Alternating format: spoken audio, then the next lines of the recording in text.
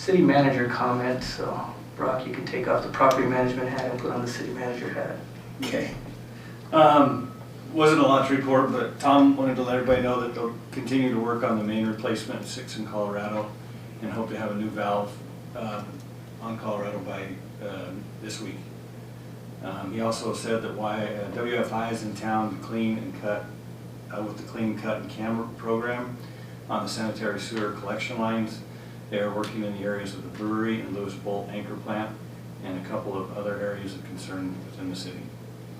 And he also wanted to let everybody know that the water department is putting final touches on a treatment alternative engineer report on how the city in the future might treat for emerging contaminants such as PFAs or PFASs, manganese, lithium, and others. On May 20th, we didn't open for bid, but we put out that we were going to try and replace the tennis courts at City Park. All bids must be turned in by June 24th. There's been quite a bit of interest in that one. Electric department wanted to, stated that they started their annual tree trimming around the power lines. And pool opened on Friday, and on Parks and Rec side, restrooms at all city parks are closed indefinitely due to vandalism.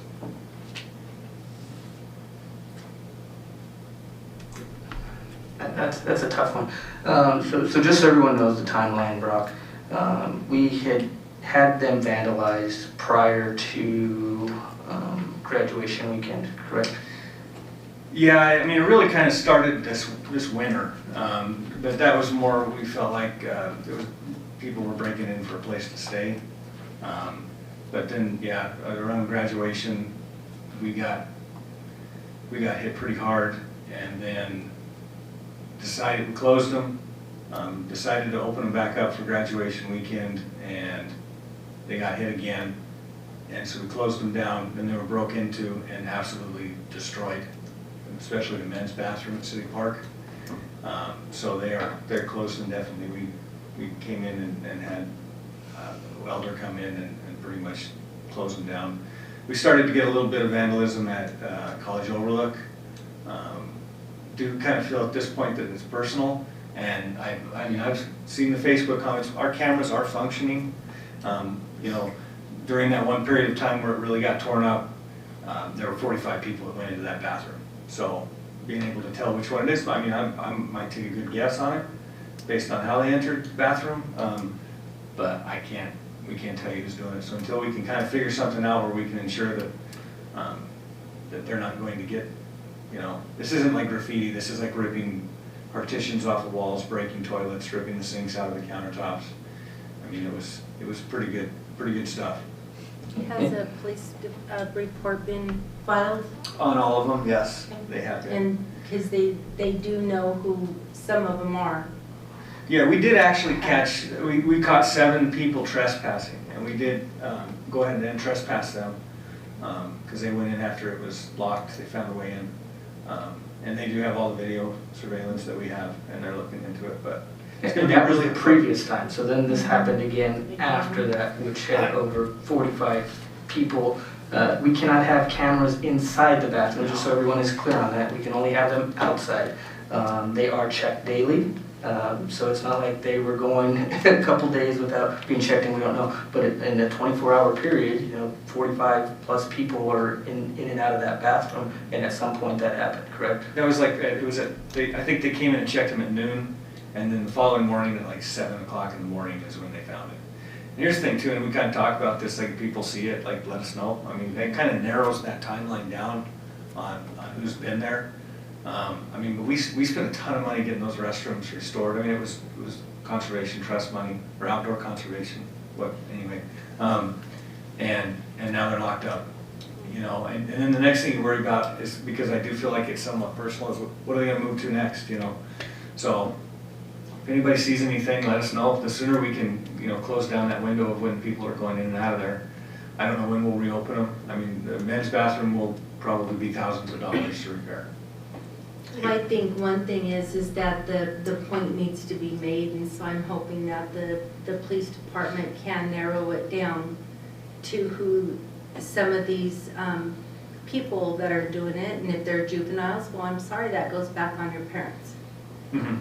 You know, so, Brock, can you give them an idea, the amount of money that was spent to get those restrooms back? I mean, my part of it, which started in like 2020, I mean, there was a bunch of stuff that they did. There was some mud jacking and some sewer replacement, but I'm gonna guess probably in the range of $150,000 to $160,000 was put into those. Might be more. I'm just going off of what Brad had told me before I started, and knowing what we put into it when in 2020, I think.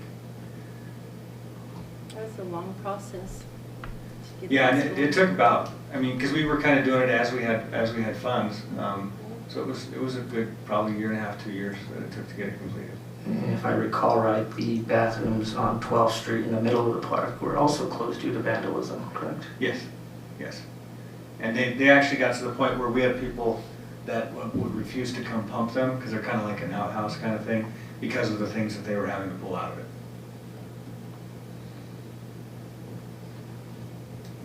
So do you want to talk about right now, we're going to have porta potties at the parks, correct? Yes, and it took a little while to figure out because the company that we had doing it before, they sold out. So we were kind of getting bids on who was going to be the cheapest because there is quite a cost. But we currently have 2 porta potties at City Park. There'll be 2 at Brick and Tile, 1 at Livewell for the plays in the park this summer, and one at Tippy. So, but that's at a cost of $120 a month per porta potty. Can they secure them so they can't tip them? They're supposed to, yes. I will say this, they will find a way though. I mean, it's just, you can't foolproof everything. Have we ever prosecuted anybody over in your time here for vandalism? Because I'm starting to question even cameras. We're spending money on cameras. And Yes. there's no, but We prosecuted on a vandalism at the skate park, and we went pretty hard on that one. Obviously, we trespassed those kids the other day. I know when I kind of learned early on that like it doesn't pay off to be very nice when it comes to these things. So anytime we've had the opportunity to prosecute somebody on something, we have. and then civil, can we go out whether it's parents or guardians?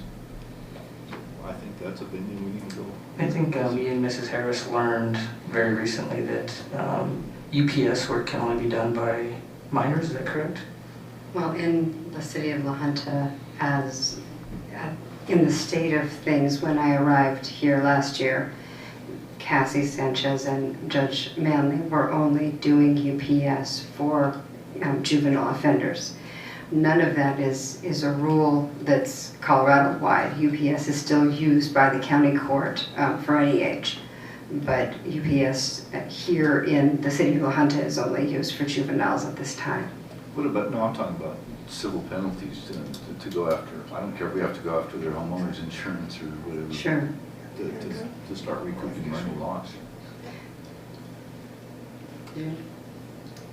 I was just asking what UPS stands for. Oh, I'm so Useful sorry. Public Service. Yeah, no, it's not the mail order company. I should have fixed that. But are you asking if you could sue civilly? I mean, you can. You'd have to. Your standard is different. It's not beyond a reasonable doubt, and the likelihood of seeing something like that happen would be remote.